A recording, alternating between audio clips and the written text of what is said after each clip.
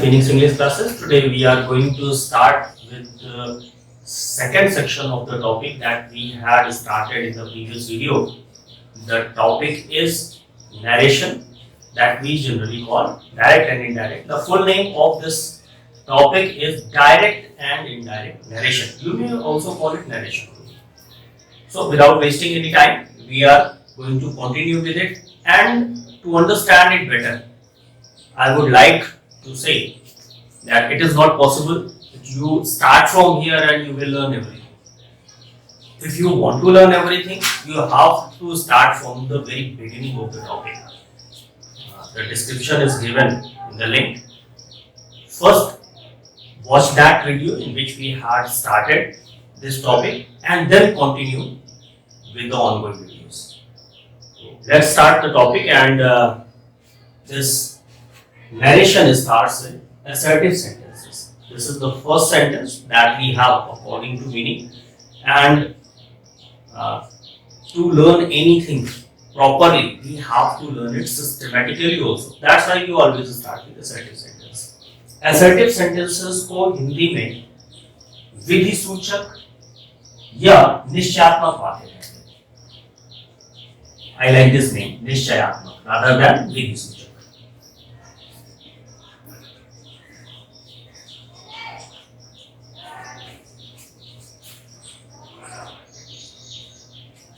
निश्चयात्मक वाक्य. निश्चयात्मक वाक्य नाम से स्पष्ट है कि इसमें निश्चितता छुपी होती है. वाक्य के अर्थ में निश्चितता छुपी होती है. Whatever is written in the sentence is definite.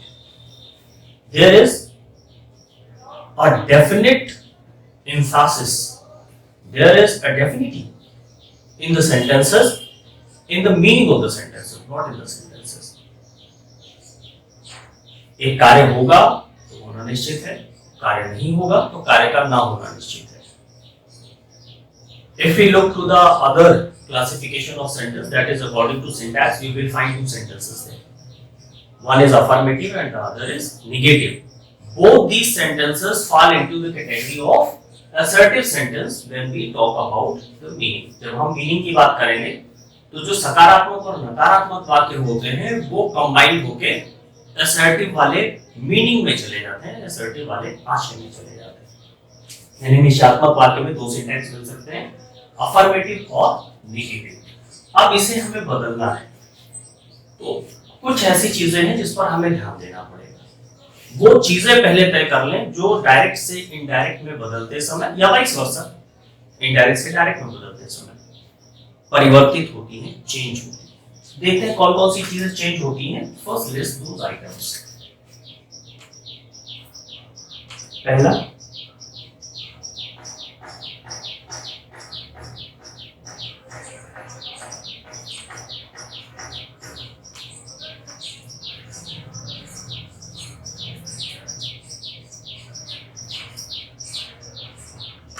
Pronounce change हो गए. दूसरा,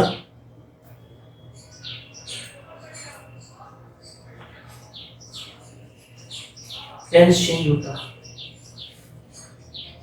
तीसरा,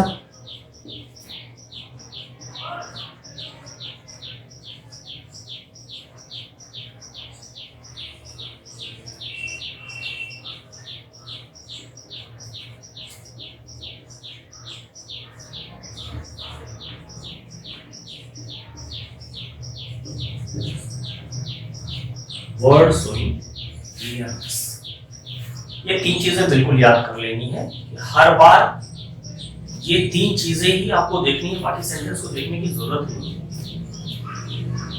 एक बार में सेंटेंस को पढ़ें, सेंटेंस को पढ़ने के बाद अच्छे से उसके वाक्य के अर्थ को समझेंगे, क्योंकि बिना अर्थ को समझे हुए आप तय नहीं कर पाएंगे कि वाक्य असर्टिव है, इंट्रोगेटिव है, इंपरेटिव है, एक्सक्लेमेटरी या ऑब्जेक्टिव है. There are 5 kinds of sentences that we are going to have at the time of interchange from direct to indirect and indirect to direct. तो सबसे पहली चीज तो जो जरूरी है, जब अर्थ आपको समझ में नहीं आया तो अनर्थ ही होना. तो सबसे पहले अर्थ को समझना है. अर्थ समझ में आ गया यानी वाक्य को समझना जरूरी है, उसकी मीनिंग को समझना जरूरी है. जब अर्थ आपको समझ में आ जाएगा तो आपको पूरे वाक्य को संभालने की कोई जरूरत नहीं है, आप उसमें से बड़े आराम से सिलेक्शन कर लीजिए। अगर प्रोनाउंस है तो चेंज होंगी, बहुत सारी पॉसिबिलिटीज हैं चेंज होगी। टेंस है चेंज होगी, और वर्ड शोइंग नियरनेस है चेंज होगी, but there are certain conditions.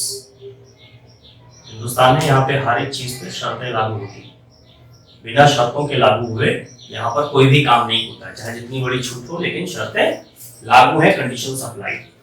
Pronounce change होगी, कंडीशंस अप्लाइड। टेंस चेंज होगा, condition applied. Word showing nearness change होगा, कंडीशंस अप्लाइड। हर जगह पे कंडीशंस अप्लाइड। ये तीन चीजें हम किसकी बात कर रहे हैं? ये हम रिपोर्टेड स्पीच की बात कर रहे हैं। किसकी बात कर रहे हैं? रिपोर्टेड स्पीच की बात कर रहे हैं। We are not talking about reporting speech, अभी रिपोर्टेड स्पीच की बात की। रिपोर्टिंग स्पीच का सिर्फ एक हिस्सा बदलता है, एंड दैट इज वर्ब।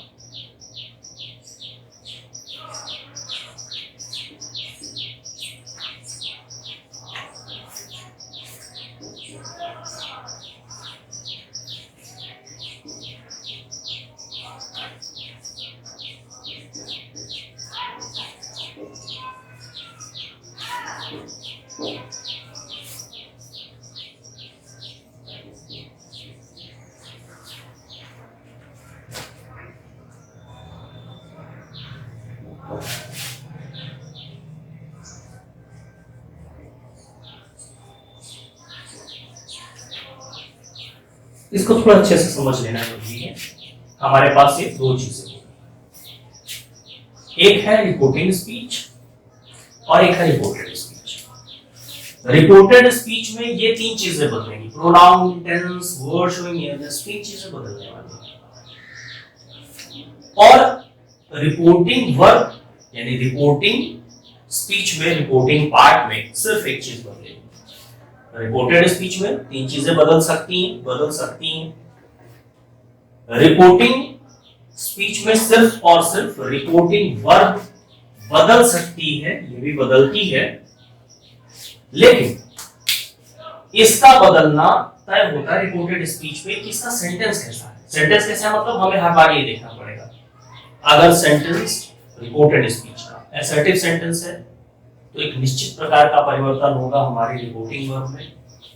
अगर इंट्रोगेटिव होगा तो अलग टाइप का परिवर्तन होगा, अगर इंपरेटिव है तो अलग टाइप का परिवर्तन होगा। यानी हमें ये देखना है कि वाक्य कैसा है, अर्थ के अनुसार वाक्य कैसा है, ये तय करेगा कि रिपोर्टिंग वर्ब बदल के क्या बनेगी। कुछ स्थितियां हैं जिसमें ये भी नहीं बदलेगी, कंडीशंस आल्सो अप्लाई। तो रिपोर्टेड स्पीच में ये तीन चीजें किसके अनुसार बदलेगी? ये म्यूचुअल है।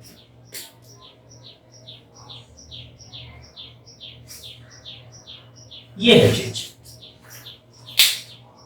रिपोर्टेड स्पीच का सेंटेंस तय करेगा कि रिपोर्टिंग वर्ब क्या बनेगी, और रिपोर्टिंग वर्ब तय करेगी या रिपोर्टिंग पार्ट पूरी, ना सिर्फ वर्ब बल्कि पार्ट पूरी तय करेगी कि रिपोर्टेड स्पीच में परिवर्तन कैसे होगा। तो ये दो बड़े परिवर्तन हमको करने हैं जब हम निश्चयात्मक वाक्यों को लेते हैं। अब हम कुछ शुरुआत करते हैं एग्जांपल्स लेने की। असर्टिव सेंटेंस का एग्जांपल लेंगे और हम चेंज करेंगे डायरेक्ट से इनडायरेक्ट में। इसको चेंज करने के लिए हम शुरुआत करते हैं छोटे छोटे दो तीन नियमों से। पहला नियम, कोई भी कार्य शुरू करने के पहले क्या करना होता है? उसको अच्छे से पढ़ना होता है, उसका अच्छे से अध्ययन करना होता है, उसको समझना होता है, और समझने के बाद तुरंत जाने अनजाने लेकिन होता है जरूर, आप कुछ निर्णय लेते हैं, बस वहीं से नियम की शुरुआत होती है। You take certain decisions after reading a sentence, after finding a problem. The sentence here is the problem. The problem is that it is written in direct speech, and the solution we want is to convert it to indirect speech. This is the problem. So whenever you are going to solve a problem, you have to take certain decisions even before you can open your pen. You cannot take the problem and start it. Before taking up your pen, before you start solving a thing, you have to take certain decision on certain rules. Let's start with taking decisions. The first thing is to consider, not to do anything. If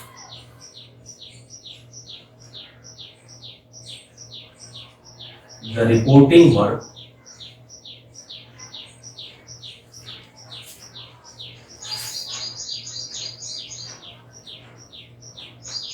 shows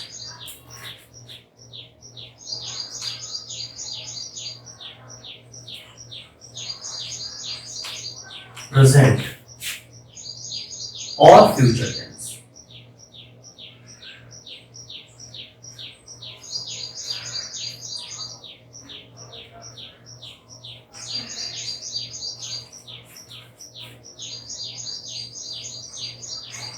there will be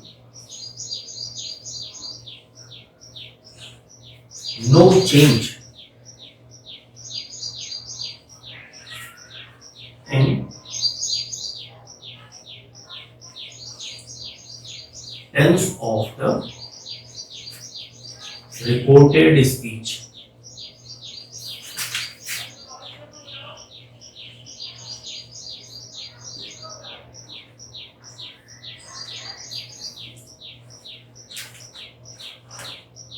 Point to be noted.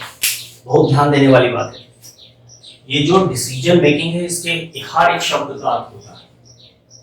जब कभी भी हम rule बताने की शुरुआत करें, जब कभी भी रूल बताएं, तो आप मान लीजिए कि रूल या द सेट ऑफ रूल्स, जो नियम है हमारे, उसके हर शब्द का कुछ विशेष अर्थ होता है। वो अगर ध्यान में रहेगा तो बड़ी आसानी से कोई भी परिवर्तन आप कर ले जाएंगे। क्या लिखा है पहले पढ़ते हैं। What decision we have taken, let me explain it. If the reporting verb shows present tense और फ्यूचर टेंस, सबसे पहले हमने रिपोर्टिंग स्पीच को देखा इस वाले से, यानी रिपोर्टिंग स्पीच में टेंस कहां मिलेगा, वर्ब में मिलेगा। फाइनाइट वर्ब में ही टेंस मिलता है, बाकी कहीं टेंस मिलता नहीं है। तो हम रिपोर्टिंग वर्ब कहें या रिपोर्टिंग स्पीच कहें, हमें देखना कहां पे है, टेंस के लिए तो हमें रिपोर्टिंग वर्ब को ही देखना पड़ेगा। रिपोर्टिंग वर्ब को देखेंगे तो हमें तुरंत क्या पता चलेगा, ये कौन से टेंस में है। बस टेंस, मेन टेंस देख लेना, आपको बहुत गहराई में नहीं जाना कि इंडेफिनिट है, कॉन्टिन्यूअस है, परफेक्ट है, परफेक्ट कॉन्टिन्यूअस है और व्हाटएवर इट इज। आपको सिर्फ ये देखना है सिर्फ प्रेजेंट या फ्यूचर तो नहीं है। अगर ये सौभाग्य से प्रेजेंट या फ्यूचर टेंस में है, कौन सा, रिपोर्टिंग वर्ब या रिपोर्टिंग स्पीच, अगर प्रेजेंट या फ्यूचर टेंस में है तो किसी भी तरह का परिवर्तन रिपोर्टेड स्पीच की टेंस में नहीं होगा। यहां पर ध्यान दें, क्या कह रहे हैं, टेंस। टेंस को कई बार अंडरलाइन कर लीजिए, टेंस में चेंज नहीं होगा। जो हम कह रहे हैं पर ध्यान दीजिए, टेंस में परिवर्तन नहीं होगा। हम ये नहीं कह रहे कि वर्ब में परिवर्तन नहीं होगा। वर्ब टेंस को प्रकट करती है, थोड़ा ध्यान देने वाली बात है यहाँ पे। हमने यहाँ कहा रिपोर्टिंग वर्ब क्या दर्शाती है, टेंस दर्शाती है। अब यहाँ क्या कह रहे हैं, टेंस नहीं चेंज होगा। हम एक बार भी नहीं कह रहे रिपोर्टिंग वर्ब नहीं चेंज होगा, तो आपके दिमाग में ये सेट होता है, ये हमारा ह्यूमन माइंड इसी तरह का बना हुआ है। टेंस में वर्ब होता है, वर्ब में टेंस होता है। तुरंत वाइस वर्सा हमारा दिमाग ऐसे ही काम करना शुरू करता है। This is the problem and this is the beauty of human brain, कि वो कुछ चीजें कह के सुनता है और समझता है और कुछ बिना कहे जान जाता है, उसका रिवर्स निकाल देता है। तो आपको यहाँ पे रिवर्स नहीं निकालना है, नियम है। नियम कभी भी उल्टे और सीधे एक तरह से नहीं चल सकते। तो टेंस नहीं बदलेगा, यानी वर्ब बदल सकती है, वर्ब चेंज हो सकती है, हो सकती है, होगी, ऐसा कुछ नहीं कह रहे। हर एक शब्द का यहाँ पे अर्थ है, होगी यानी होके रहेगी, लेकिन हम कह रहे हैं हो सकती है, यानी अनिश्चित है, हो भी सकती है, नहीं भी हो सकती। It is possible, it is also not possible. तो यहां पे हम क्या नहीं बदलेंगे, टेंस नहीं बदलेंगे। वर्ब बदली जा सकती है, क्योंकि वर्ब कई चीजों पर डिपेंड करती है और टेंस सिर्फ और सिर्फ फाइनाइट वर्ब जिस रूप में लिखा है उस पर डिपेंड करती है। तो ये हमने क्या किया, सिर्फ एक डिसीजन लिया, और डिसीजन भी कितना अच्छा है कि हम क्या नहीं करेंगे। क्या करेंगे वाला डिसीजन यहाँ पे नहीं, क्या नहीं करेंगे। अब second part of this set of rules, second rule ले रहे हैं, डायरेक्ट इनडायरेक्ट नरेशन का सेकेंड रूल ले रहे हैं। रिपोर्टिंग वर्ब से हम निपट आए। अब मान लीजिए रिपोर्टिंग वर्ब हमको प्रेजेंट या फ्यूचर में ही मिली। हमें ये मालूम हो चुका है कि रिपोर्टेड स्पीच की टेंस देखिए देखेंगे यहां तो निर्णय होगा यहां, और जब यहां पर देखेंगे तो निर्णय होगा यहां। हमने यहां पर देखा असर्टिव सेंटेंस मिला, यहां पर देखिए हमने निर्णय लिया कि टेंस नहीं बदलेगा। अब हमने इसको देखा ध्यान से, तो अब इसके लिए निर्णय लेंगे। इसकी वर्ब को देख के इसके वर्ब के लिए निर्णय लिया, अब हम इसकी वर्ब को देख के इसका निर्णय लेंगे, लेकिन सिर्फ वर्ब को देख के नहीं, इस पूरे सेंटेंस को। हमने पहले भी कहा था ये अकॉर्डिंग टू सेंटेंस चलेगा, ये अकॉर्डिंग टू पार्ट्स चलेगा। तो ये असर्टिव सेंटेंस है। अब असर्टिव सेंटेंस है तो ये रिपोर्टिंग वर्ब जिसने अभी अभी हमें टेंस बताया, हम इसके साथ कुछ करेंगे। द रिपोर्टिंग वर्ब, क्योंकि सबसे पहले यही आएगा,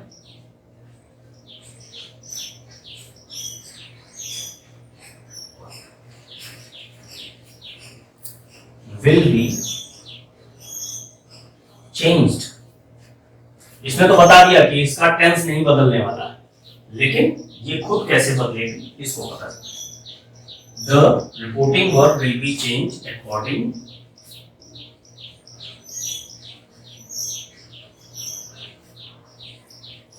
टू द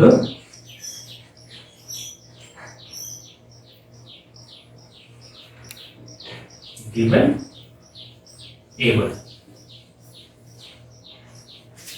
अब इसके साथ जो भी परिवर्तन होना है उसके लिए हम एक टेबल देने जा रहे हैं आपको।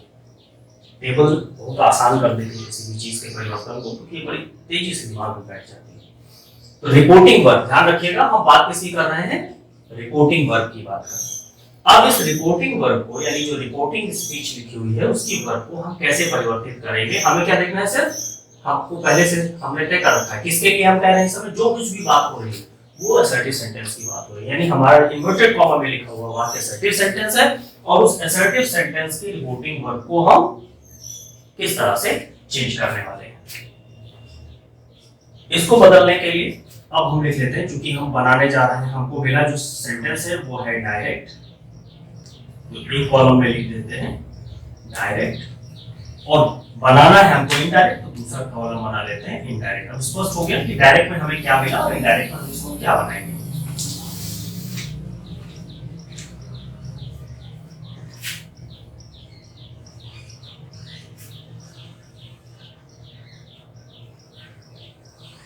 डायरेक्ट एंड इनडायरेक्ट, ये एक छोटी सी टेबल। अब हम वास्तविक परिवर्तन करने जा रहे हैं। यहाँ पे हमने डिसीजन लिया, अब यहाँ पर क्या करने जा रहे हैं, the reporting verb will be changed according to the given table and the table is showing what we have got in direct sentence in reporting verb and what we are going to change and what it will become after making a change from direct to indirect. तो कुछ एक चीजें आपको मिलेंगी। अगर present tense है तो आपको सेज या से मिलेगा, और फ्यूचर टेंस है तो शैल या विल के साथ से लिखा मिलेगा, और ऐसे में आपको कोई परिवर्तन नहीं करना है। यानी इस रिपोर्टिंग स्पीच के वर्ब में, यानी रिपोर्टिंग वर्ब में तब कोई परिवर्तन नहीं होगा जब क्रिया से, शैल या विल से etcetera without any preposition to, यानी विदाउट एनी ऑब्जेक्ट, इसमें कोई परिवर्तन हम नहीं करने वाले। लेकिन इस सेज की जगह हमें सेज टू लिखा मिल जाए, there is a preposition and it is showing that there is an object after it। To का यही अर्थ है कि टू लगा है इसका मतलब इसके बाद ऑब्जेक्ट लिखा है, और टू नहीं लगा है तो इसके बाद ऑब्जेक्ट नहीं लगा होगा। तो जब क्रिया के साथ हमें एक ऑब्जेक्ट लिखा मिलेगा, टू लिखा है इसका मतलब इसके बाद ऑब्जेक्ट है, तो हम उस संबंधित क्रिया को टेल में बदल देंगे। अब एस लगा है तो एस लगाए रहेंगे, एस नहीं लगा है से लिखा हुआ है तो टेल कर देंगे। शैल और विल से टू को हम शैल और विल एज इट इज रहेगा, और इससे टू को फिर से देखिए हमने टेल बना दिया। यानी जब हम डायरेक्ट से इनडायरेक्ट बनाएंगे तो इस प्रीपोजिशन टू की कोई जगह नहीं है, लेकिन ये जरूर बता रहा है कि प्रीपोजिशन टू जैसे ही आती है इसके आगे एक ऑब्जेक्ट है, and in that case we will change into tells, tell और विल और शैल टेल। और ये क्यों हो रहा है, रीजन पता होना चाहिए। ये क्यों यही बन रहा है, कुछ और नहीं बन रहा है, क्योंकि हमारा दिया गया जो वाक्य है जिसके लिए हम परिवर्तन कर रहे हैं वो निश्चयात्मक है। क्लियर हो गया कि जब तक नरेशन के लिए दिया गया असर्टिव सेंटेंस है रिपोर्टेड पार्ट में, रिपोर्टेड स्पीच के रूप में, तब तक हमारी रिपोर्टिंग स्पीच की क्रिया सेज टू से टेल्स, सेज टू से टेल और शैल और विल से टू से शैल और विल टेल में बदल जाएगी। ये पहला काम है जो आप करेंगे। अब हम देखते हैं सेकंड चेंज कौन सा होगा। Now there is third rule, rule number 3।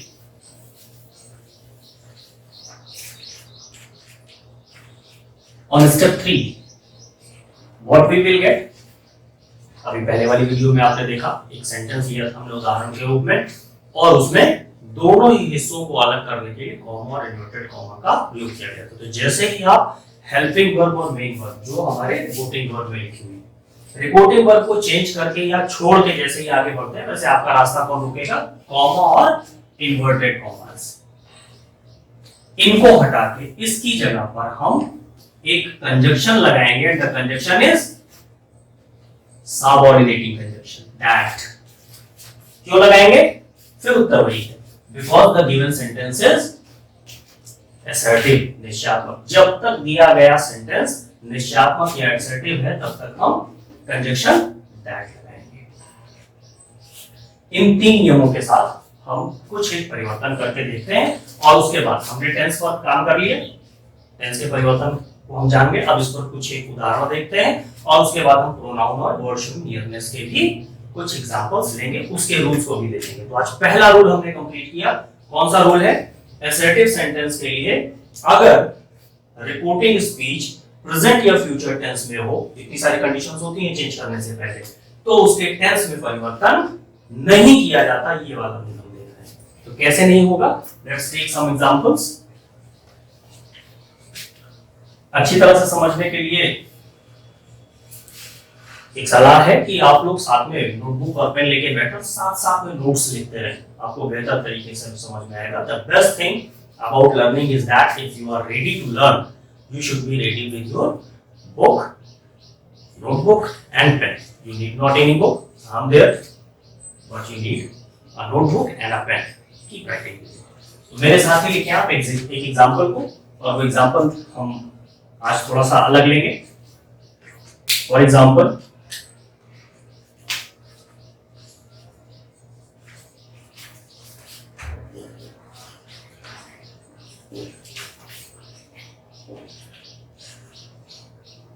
he says Ram is a good boy। देखिए सेंटेंस कैसा है? असर्टिव। पहली चीज हमने यहां से देखी, पहला नियम हमने लगा दिया। क्या किया हमने? निर्णय ले लिया, Ram is a good boy, यानी असर्टिव सेंटेंस वाले नियम इस पर लगेंगे। अब हम तय करते हैं, तुरंत आ जाते हैं परिवर्तन पे। तो सबसे पहले हम यहाँ पे तय करते हैं इसका टेंस। टेंस कौन सा? सेज, यानी प्रेजेंट टेंस है। प्रेजेंट टेंस है मतलब इसके टेंस में कोई परिवर्तन नहीं होना, ये निर्णय ले लिया। सेकंड स्टेप क्या है? सेकंड स्टेप पे क्या करना है? इसमें परिवर्तन। टेबल को देखें, चेक करें, नीचे टेबल बनी हुई है, अभी आपने बनाई है। अगर नोटबुक पे आप लिखते जा रहे हैं तो देखिए टेबल में आपके लिखा है, अगर सेज अकेले लिखा होगा, से लिखा होगा, विल से या शैल से लिखा होगा, तो उसमें कोई परिवर्तन नहीं होना। और इजी इट इज, इससे आसान तो कुछ हो ही नहीं सकता है, क्योंकि हमें परिवर्तन करना है और कुछ बदलना भी नहीं है। कॉमा इन्वर्टेड कॉमा के साथ क्या होने वाला है? That Ram is a good boy. ये डायरेक्ट सेंटेंस था और ये इनडायरेक्ट बन गया। इतना आसान है उन शर्तों के साथ जो आज हमने पढ़ी, जिन नियमों को हमने आज पढ़ा। एक और देखते हैं sentence. She says to him,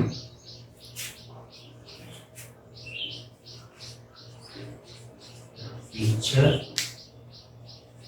is absent.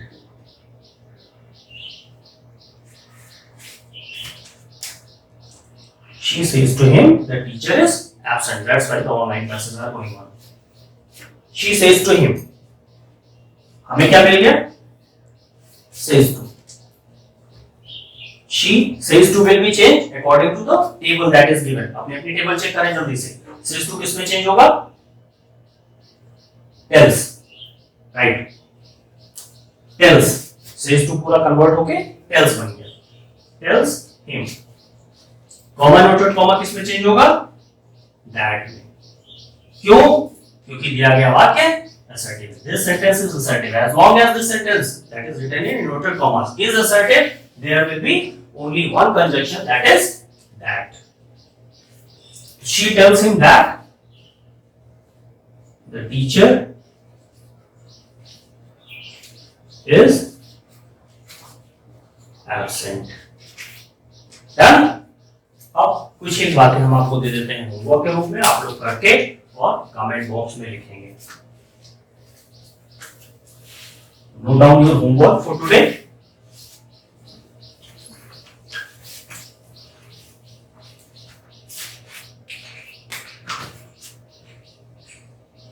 Homework. You may call it assignment. You are already sitting at your home and you cannot go out of it. So this is an assignment in the form of homework. पहला sentence आपको करना है, Ram says to him.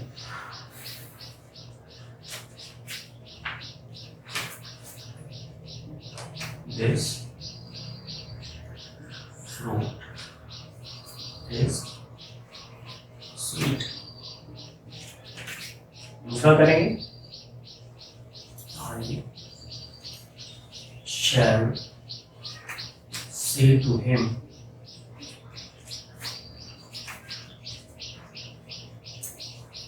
The school will remain closed for another week.